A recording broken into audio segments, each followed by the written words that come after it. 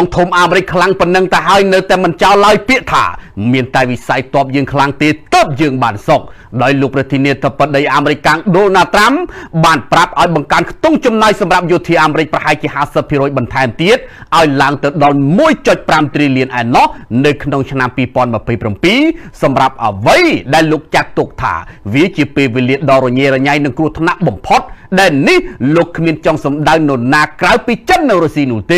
บาเอาไว้สำหรับบานตามกันนัดรบโลกประเทศเนเธอร์ประเดี๋ยวโดนัลด์ทรัมป์เมนูไอจังทาวิกากาปีจิตสำหรับสหรัฐอเมริกสำหรับชนะปีปอนมาปีหนึ่งการล้างเลิกเชียงฮาสพิโรยเนาะปีทาวิกากาปีจิตจำนวนประมาณ100,000 ปอนด์เหรียญดอลลาร์อเมริกันในขนมชนะนี้ได้หนึ่งตรอนุมัติโดยสภีกาปีขายธนูเวียนหนึ่งช่วยอายุก่อสร้างคดีสมัยโยธาได้มีชมตาดรีมลิมิตรีเอาการแต่คลังคลาได้อาจการปียืงอามินสวัสดิ์เพียบบ้านนี่คือจีสำรองสมได้ดามระบบลูกประเทศเนเธอร์ประเดี๋ยวโดนัลด์ทรัมป์ในเรื่องบันไดตำแหน่งตำแหน่งสงกุมกาปีไงปุดประสาระบบลูกทรัมป์คือจงปรับเยอะไอ้ดังจะบาดถามีแต่วิสัยตอบยืงคลังเตะเติบยืงบานซอกขมิ้นโนนาเห็นมุกยียืงบานอุเตประเทศเนเธอร์ประเดี๋ยวอเมริกันรูปนี้บานปรับไอ้มีการบังการตรงจำนายเลือวิสัยกาปีจิตอย่างจานสันทึกสันทอแบบนี้แต่รำแต่ปันมันไงแต่ปนเนาะบรรทบปีลูกบาดบินจี้ไอ้กองกำลังพิเศษอเมริกแต่จับคลุ้นลูกมาดาโรตดอกเตะ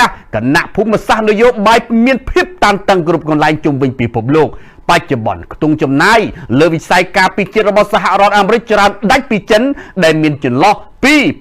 160แต่ดอก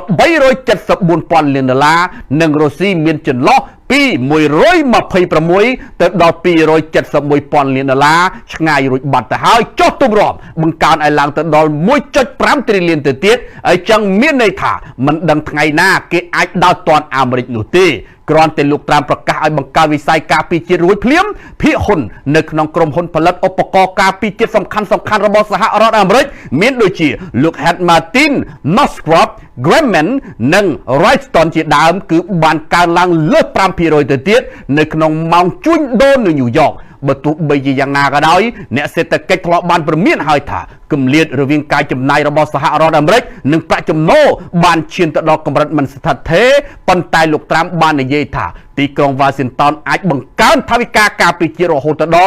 1.5 ตริลเลียนบานโดยงี้โดยตามระยะประจำโนและบานตามระยะการตำลังปุ่นนอมจูลสบินเจธาลูกโดนัลด์ทรัมป์บานจุมรุยเอาสหรัฐอเมริกหนึ่งสปอนเซอร์บังการการจำนายเลือวิสัยกาปิจิตกันแต่กปุ๊จับตั้งปีอมลองอานัดบงระบบโลกในขนมสิทธวิมีนหมกมาแล้วจำสักนี้มาดองเตี้ยหรือก็จำสักนี้อมลองสังเกตเลือกตีใบกบานกายช็อปหรือก็เละกรามได้ในได้ประปอนราดาดับประใบกระเลอได้จีกมปุยนฮอร์โมสหรัฐอเมริกดาตุนตีอย่างสำคัญในขนมการบ่มพลายประปอนราดาระบบเวเนซุเอลาในขนมปฏิบัติการจับคลุ้นลูกมาโกมาดโรเตียงรูนูไอเลโรซีบันเป็นเจยราดา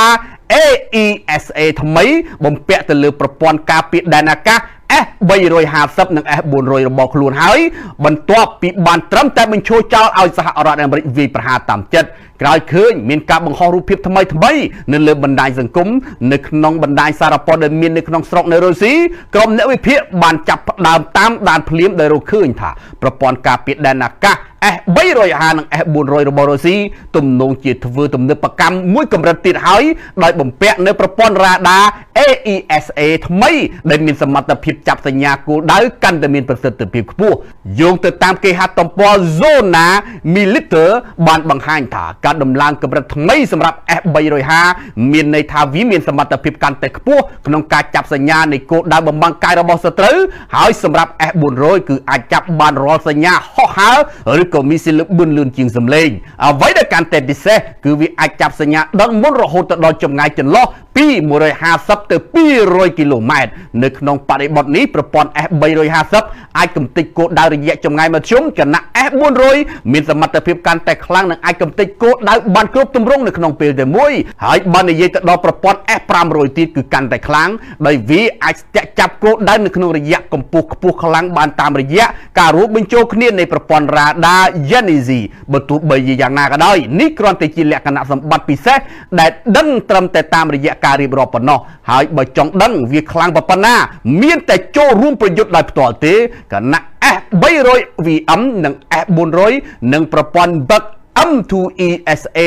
17 Grizzly ជាដើមរបស់រុស្ស៊ីធ្លាប់កាំងធ្វើអ្វីមិនកើតរួចទៅហើយនៅក្នុងពេលថ្មីនៅវេណេស៊ុយអេឡាបន្ទាប់ពីស្ដេចផ្ដាច់ប្រព័ន្ធរ៉ាដា EA-18 Growler របស់សហរដ្ឋអាមេរិកបានសម្ដែងរឹតនោះហេតុដូច្នេះមានតែរងចាំមើលវគ្គបន្តទៀតទេថាតើ S300 ហើយនិង S400 ដែលទើបតែកែកុនថ្មីខ្លាំងប៉ុណ្ណានោះ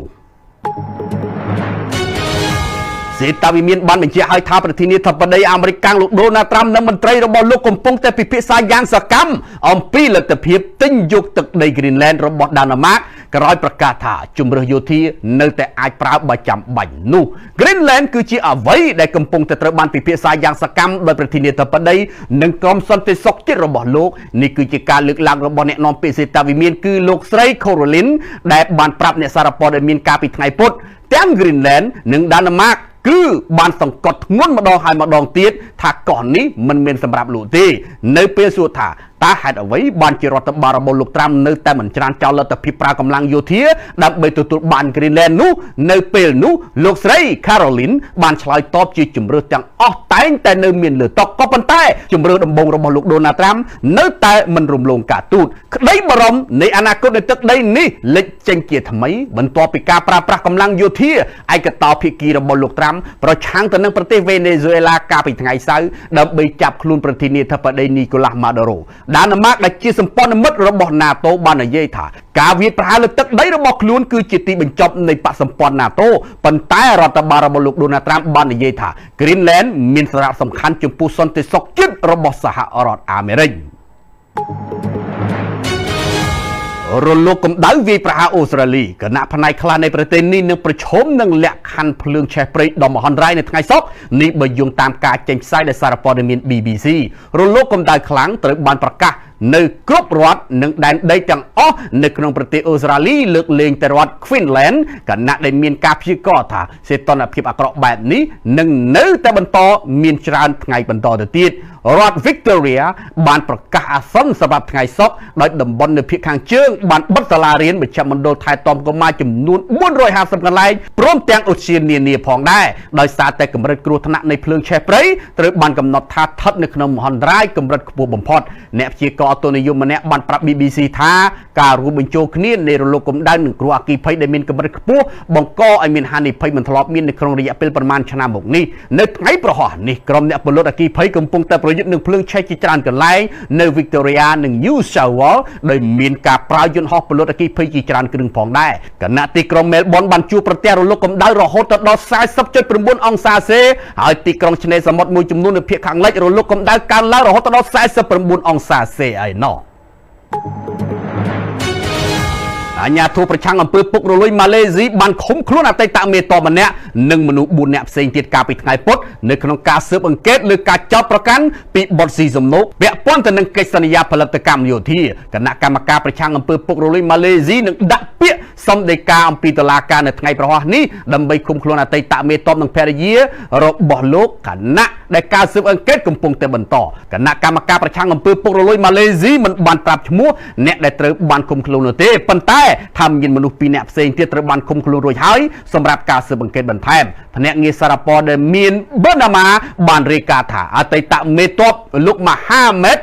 Justin ត្រូវបានគេជឿជាក់ថាបានកត់ត្រាឯកសារទុកនៅឯស្នាក់ការកណ្ដាលរបស់គណៈកម្មការប្រឆាំងអំពើពុករលួយម៉ាឡេស៊ីកាលពីថ្ងៃពុធពាក់ព័ន្ធទៅនឹងការស៊ើបអង្កេតនេះភ្នាក់ងារសារព័ត៌មានរដ្ឋ Bernama បានរាយការណ៍កាលពីថ្ងៃពុធថាគណៈកម្មការប្រឆាំងអំពើពុករលួយម៉ាឡេស៊ីបានរឹបអូសប្រាក់ចំនួន